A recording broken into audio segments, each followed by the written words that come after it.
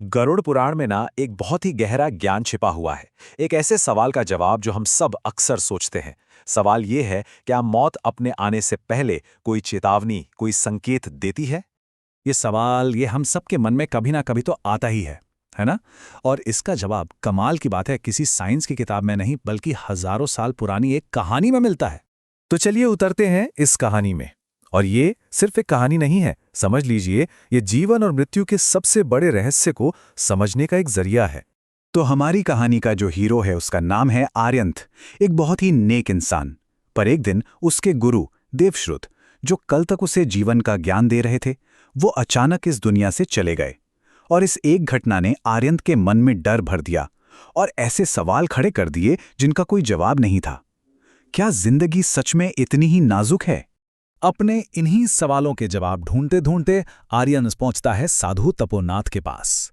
और साधु उसे बताते हैं कि देखो, ब्रह्मांड मृत्यु से पहले 7 संकेत देता है, लेकिन उन्हें जानने के लिए कोई लंबी चौड़ी यात्रा नहीं करनी, बल्कि अपने अंदर झांकना होगा। और बस यहीं से आर्यंत की असल यात्रा शुरू होती है। अपने इस सफर में आर्यंत की पहली मुलाकात होती है एक दिव्य गाय से। और वो गाय उससे एक पहेली पूछती है कि वो कौन सी भावना है जो हमें दूसरों का दर्द महसूस कराकर ईश्वर के सबसे करीब ले जाती है। आर्यन ने जवाब दिया, करुणा। गाय ने कहा, बिल्कुल सही, यही पहला संकेत है। जब मौत पास आती है ना, तो बड़े से बड़े कठोर दिल वाला इंसान भी दूसरों के दर्द को देखकर पिघलने लगता है। आत्मा को यह एहसास होने लगता है कि हम सब एक ही हैं, एक ही ज्योति के हिस्से हैं। आगे बढ़ने पर आर्यंत को एक वफादार कुत्ता मिलता है जो अपनी आखिरी सांसें ले रहा होता है। वो भी एक पहेली पूछता है, वो क्या है जो हमेशा तुम्हारे साथ रहता है, तुम्हारी रक्षा भी करता है, और जब तुम कुछ गलत करो तो तुम्हारा न्याय भी करता है। आर्यानंद का जवाब था निष्ठा। और यही है दूसरा संकेत। मृत्यु से ठीक पहले इंसान की आंखों के सामने उसके सारे कर्म घूम जाते हैं।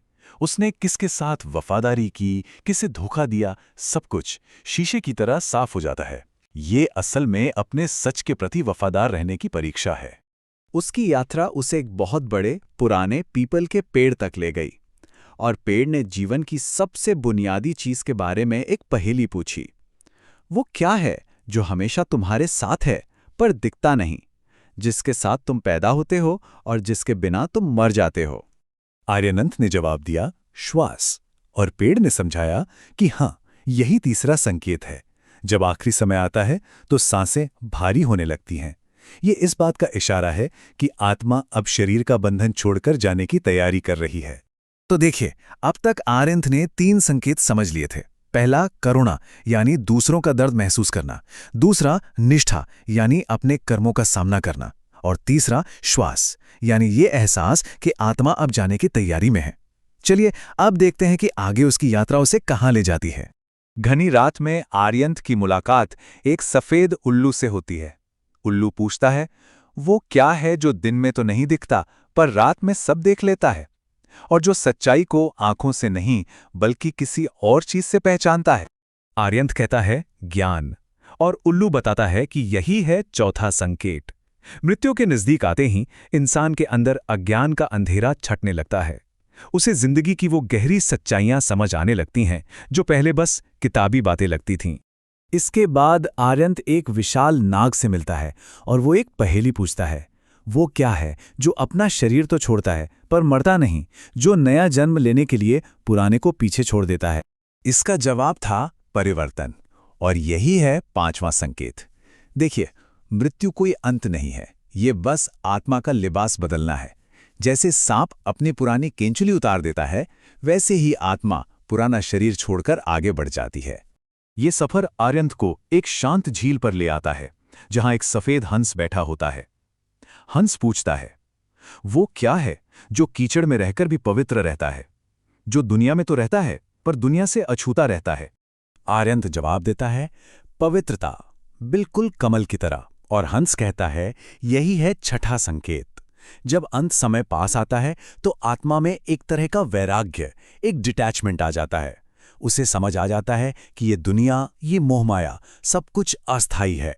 अब कुछ पकड़ना नहीं, बस छोड़ देना है। और आखिर में आर्यंत का सामना होता है एक राजसी बाघ से।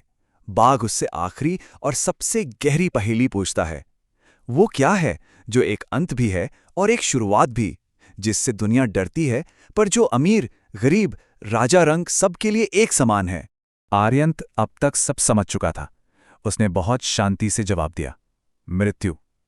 बाघ गर्व से दहाड़ता है और कहता है, हाँ, यही है 7वां और आखिरी संकेत। मृत्यु खुद ही आखिरी रहस्य है। जो इसे दुश्मन समझता है वो डर में जीता है, लेकिन जो इसे मुक्ति का दरवाजा मान लेता है वही असल में आजाद होता है। तो इन 7 संकेतों को समझकर आर्यंत वापस साधु तपोनाथ के पास लौटता है। उसने सीख लिया था कि करुणा, निष्ठा, श्वास, ज्ञान, परिवर्तन, पवित्रता और आखिर में मुक्ति, ये 7 वो पड़ाव हैं जो आत्मा को मृत्यु के लिए नहीं बल्कि एक महान यात्रा के लिए तैयार करते हैं। साधु ने कहा, आर्यनंत, तुमने वो जान लिया है जिसे जानने में लोगों को कई जन्म लग जाते हैं। देखो, इन संकेतों को समझने का मतलब ये नहीं है कि हम मौत की भविष्यवाणी कर सकते हैं। नहीं, इसका असली मतलब है ये सीखना कि एक भरपूर और निडर जीवन कैसे जिया जाए, क्योंकि जो मौत से नहीं डरता असल में वही जीता है। और ये कहानी हमें एक बहुत ही गहरे सवाल के साथ छोड़ जाती है कि अगर मौत अंत नहीं बल्कि एक नई शुरुआत है, तो फिर हमें अपनी जिंदगी को किस तरह से जीना चाहिए। इस पर सोचिएगा जरूर।